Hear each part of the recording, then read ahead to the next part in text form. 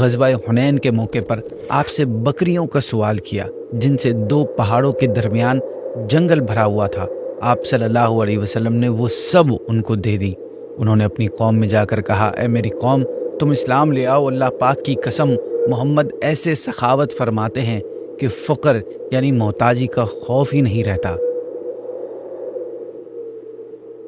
अस्सलामु अलैकुम वरहमतुल्लाहि वबरकातुहू। वेब सीरीज़ हुज़ूर सल्लल्लाहु अलैहि वसल्लम की खूबसूरती की आज 10th एपिसोड है। आज के एपिसोड में हम आका करीम सल्लल्लाहु अलैहि वसल्लम के हाथों, कलाइयों और बाजू मुबारक के बारे में सुनेंगे। आज के एपिसोड में जो भी कुरानी आयात या रिवायात बयान हो रही हैं, उनके रेफरेंसेस आप वीडियो के डिस्क्रिप्शन में जाकर चेक कर सकते हैं। नाज़रीन, हमारे प्यारे आका सल्लल्लाहु अलैहि वसल्लम के मुबारक बाजू निहायत खूबसूरत और कुछ लंबे थे।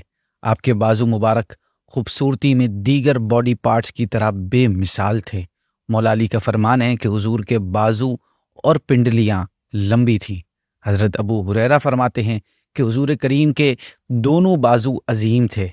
आप ये भी फरमाते हैं कि आप सल्लल्लाहु अलैहि वसल्लम के मुबारक बाजू निहायत सफ़ेद थे।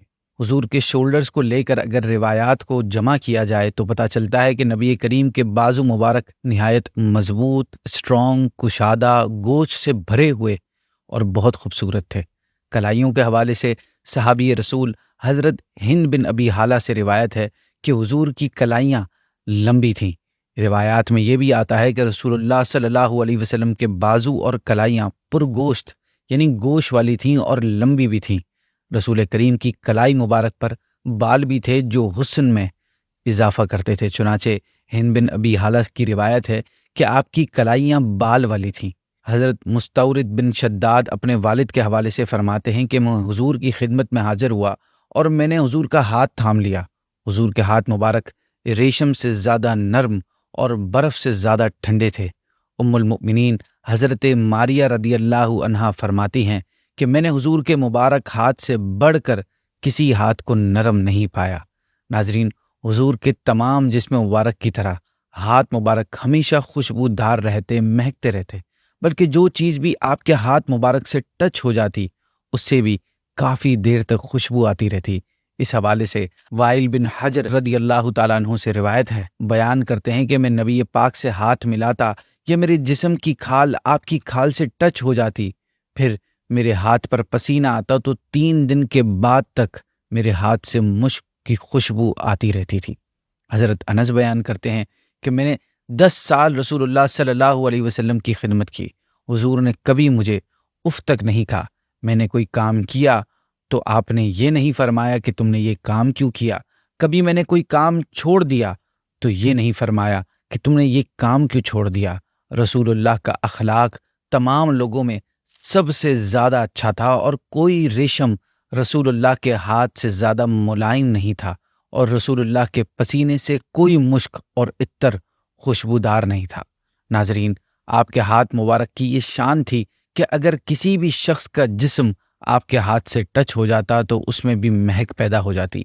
मसलन अगर कोई आपसे हाथ मिलाता तो उसके हाथों में खुशबू ही खुशबू हो जाती।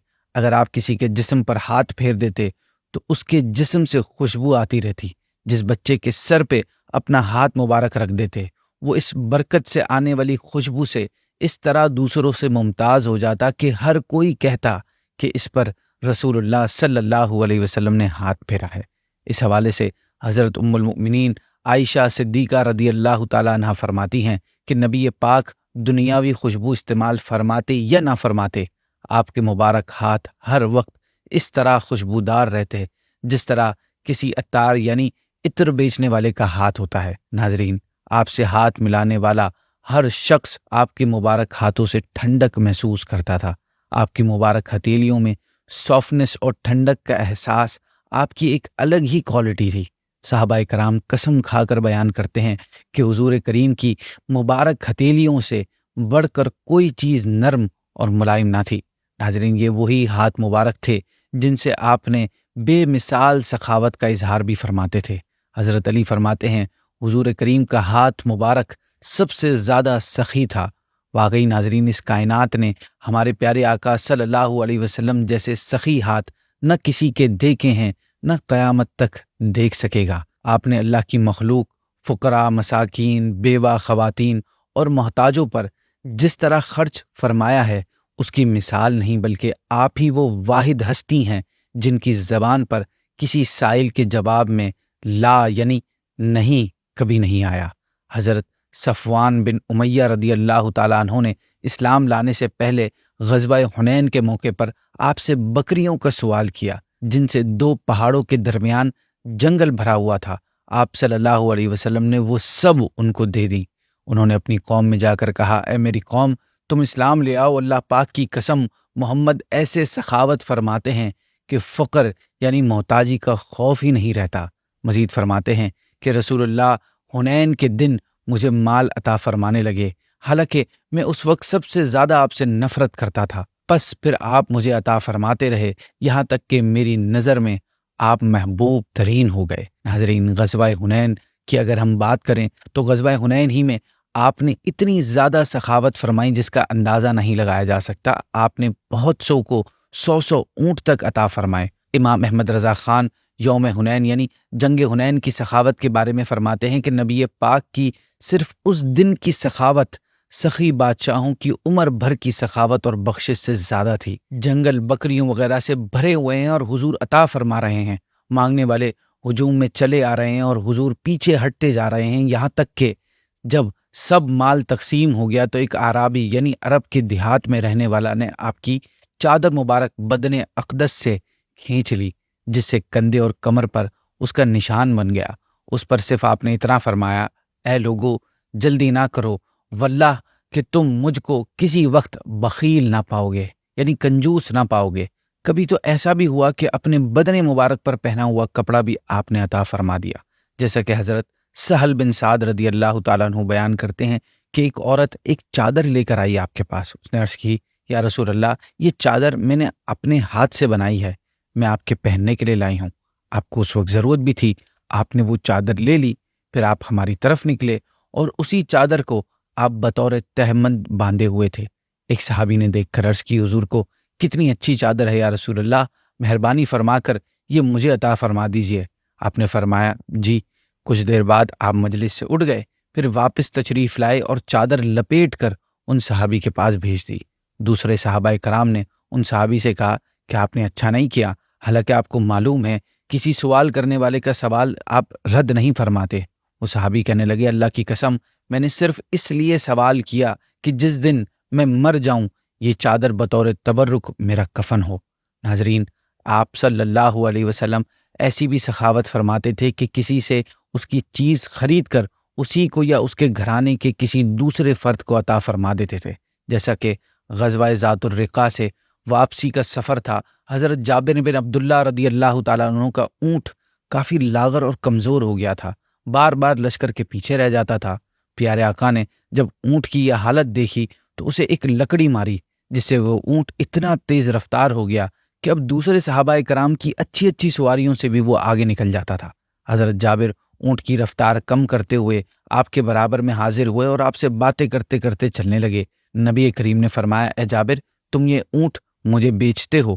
حضرت جابر نے بلا معاوضہ تحفے میں پیش کرنا چاہا، یعنی بغیر کسی پیسوں کے گفٹ کے طور پر دینا چاہا، لیکن آپ نے قیمت طے کر کے خرید لیا اور 1 اقیہ سونا قیمت طے پائی اس کی۔ مدینہ شریف پہنچنے کے بعد اگلے دن حضرت جابر اس اونٹ کو رسول اللہ کی بارگاہ میں پیش کرنے کے لیے لائے اور اسے مسجد نبوی کے باہر باندھ دیا۔ آپ نے دیکھا تو فرمایا، یہ اونٹ کس کا ہے؟ بتایا گیا یہ حضرت جابر کا ہے۔ آپ نے حضرت جابر کو بلایا اور فرمایا، اے میرے بھائی کے بیٹے، اونٹ لے جاؤ، یہ تیرا ہی ہے۔ اور پھر حضرت بلال رضی اللہ تعالیٰ عنہ سے فرمایا کہ جابر کو لے جا کر 1 اقیہ دے دو۔ حضرت بلال نے انہیں اونٹ کی قیمت میں 1 اقیہ اور کچھ زیادہ مال دے دیا۔ حضرت جابر فرماتے ہیں کہ اللہ کی قسم، جب تک وہ میرے پاس رہا میرا مال بڑھتا ہی رہا۔ امام احمد رضا خان فرماتے ہیں کہ واہ کیا جود و کرم ہے شہ بطحا تیرا، نہیں سنتا ہی نہیں مانگنے والا تیرا۔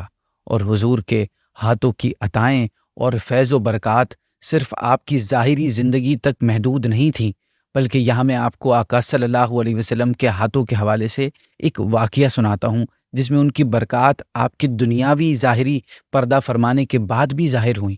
سید احمد رفاعی رحمۃ اللہ تعالی علیہ جو کہ مشہور صوفی بزرگ ہیں، ان کا واقعہ علامہ جلال الدین سیوطی رحمۃ اللہ تعالی علیہ نے نقل کیا ہے۔ لکھتے ہیں کہ سید احمد رفاعی رحمۃ اللہ تعالی علیہ جب 555 ہجری میں حج سے فارغ ہو کر زیارت کے لیے مدینہ منورہ حاضر ہوئے اور قبر اطہر کے سامنے کھڑے ہوئے اور انہوں نے روضہ رسول پر 2 عربی شعر پڑھے، جن کا ترجمہ کچھ یوں بنتا ہے کہ دوری کی حالت میں اپنی روح کو خدمت رسول صلی اللہ علیہ وسلم میں بھیجا کرتا تھا، وہ میرے نائب بن کر آستانہ مبارک چومتی تھی۔ اب جسموں کی حاضری کی باری آئی ہے، اپنا دست مبارک عطا کیجیے تاکہ میرے ہونٹ اس کو چومیں۔ اس پر قبر مبارک سے دست مبارک یعنی ہاتھ مبارک باہر نکلا اور انہوں نے اس کو چوم لیا۔ کتابوں میں آیا ہے کہ اس وقت ہزاروں کا مجمع مسجد نبوی میں تھا جنہوں نے اس واقعے کو دیکھا ہے اور حضور کے دست مبارک کی زیارت کی۔ اللہ اکبر! صرف یہی نہیں بلکہ عاشقوں نے تو عشق رسول کی مثالیں قائم کی ہوئی ہیں۔ حضرت سیدنا عبداللہ بن عباس رضی اللہ تعالیٰ عنہ سے روایت ہے کہ میرے والد گرامی حضرت عباس رضی اللہ تعالیٰ عنہ کے مکان کا ایک پر نالہ تھا جو کہ راستے میں پڑتا تھا جہاں سے امیر المؤمنین فاروق اعظم رضی اللہ تعالیٰ عنہ گزرتے تھے۔ ایک بار آپ جمعے کے دن اجلے کپڑے پہنے مسجد جا رہے تھے اور اسی وقت سیدنا عباس رضی اللہ تعالیٰ عنہ کے ہاں 2 چوزے ذبح کیے گئے۔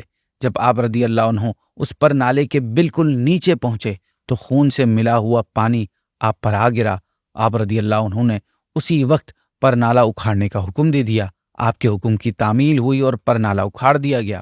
پھر جب آپ واپس آئے، کپڑے تبدیل کیے اور نماز جمعہ پڑھائی، حضرت عباس آپ کے پاس آئے اور عرض کی، اللہ عز و جل کی قسم، حضور یہ پر نالہ اس جگہ خود خاتم المرسلین صلی اللہ علیہ وسلم نے اپنے ہاتھوں سے لگایا تھا۔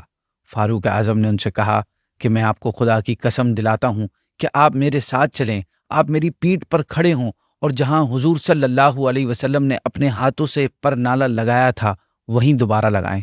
حضرت عباس نے حکم کی تعمیل کی اور پر نالہ دوبارہ وہیں لگا دیا۔ دیکھیں کس قدر اہمیت تھی صحابہ کے دلوں میں کہ جس چیز سے حضور صلی اللہ علیہ وسلم کا ہاتھ ٹچ ہو جائیں وہ پھر عام چیز نہیں رہتی۔ ناظرین، رب کائنات کی تخلیق کا حسن حضور کے ہر باڈی پارٹ سے چھلکتا تھا۔